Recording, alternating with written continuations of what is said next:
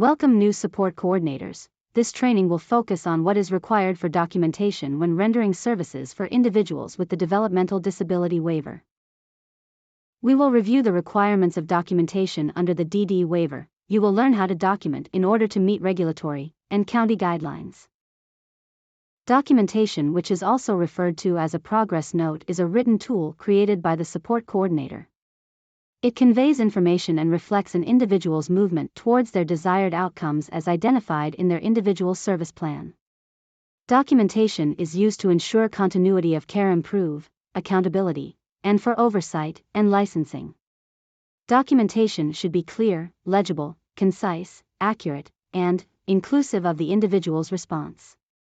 The note should include the start and end time, the full date of the contact with the location. Information should also contain the names and titles of who was contacted or who was part of the activity. Documentation should also reflect what options were given, the choices made by the individual, what went well or what did not go well. Information should also entail the type of support provided through the Medicaid waiver and the response of the individual.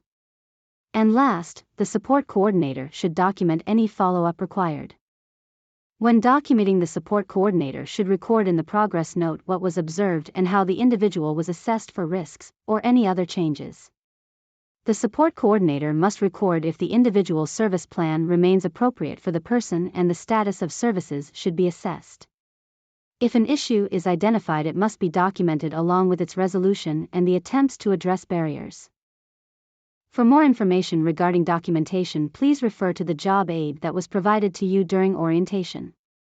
Your supervisor will have the opportunity to shadow you when you conduct your first targeted support coordination activity that will entail documentation.